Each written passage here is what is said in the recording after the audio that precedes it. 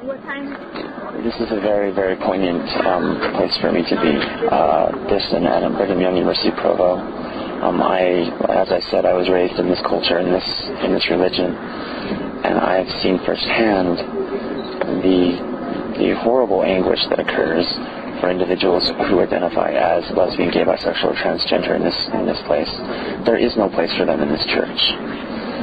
The doctrines that are in place are such that it forces people to choose between their self-identity and their families. It forces families to choose between their religion and their loved ones, and it tears people apart. One of the marked characteristics of the lesbian, gay, bisexual, transgender LDS population is suicide. Utah, and by extrapolation, Mormon communities in this area of the country, but Utah has the highest teenage suicide rate for males 15 to 24 in the nation. A projected 30 to 40% of those individuals are LGBT. This tells you a lot about what happens to people who are LDS and gay. It is a terrifying prospect. I run a organization, a Yahoo group, which helps people who are at the Brigham Young universities and who are gay. It gives them a place where they can talk in anonymity, such that they can find others who are like them and that they can discuss issues. Most of the people who sign up for these are doing so for the very first time. They're taking that first timid step outside of their closet, outside of their comfort zone, such that they're trying to find hope, because where they are at, there is none. They're living in a white tower of fear, and they cannot escape until they finally find it within themselves to reach out some way, which is a paralyzing experience for many of them. Do you still consider yourself an LDS person? That's a tough question. I was raised LDS, and so many of the doctrines, so many of the policies, and the culture of this religion are wonderful.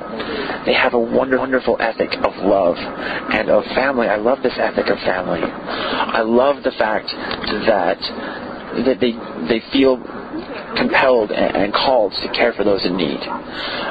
Most of my basis of understanding of heaven, of God, of theology is based in LDS doctrine.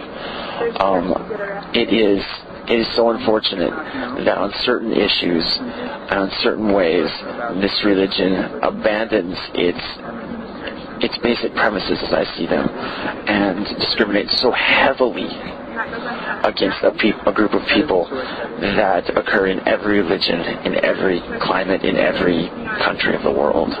So don't you think there's a bit of hypocrisy there in terms of the doctrine, in terms of this family, compassion, this love, but it seems very, very conditional?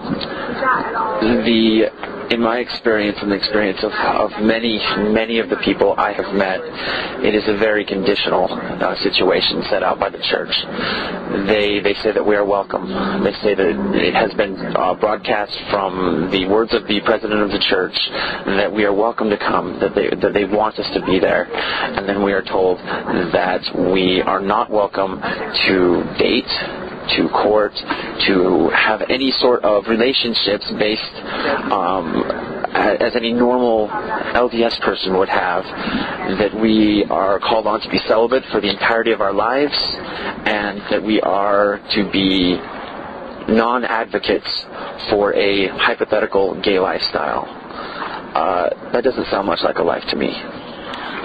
So, the foundations of the LDS religion, the Jesus Christ of Latter-day Saints religion, is based on the principles of Christianity, of compassion and love and unconditional love. And so I would seem to me from your description here that there's quite a bit of hypocrisy.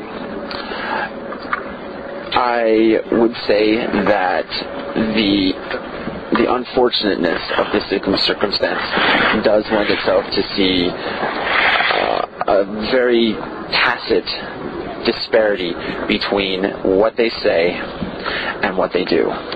If you want to label that hypocrisy, I would not be the first person to disagree with you.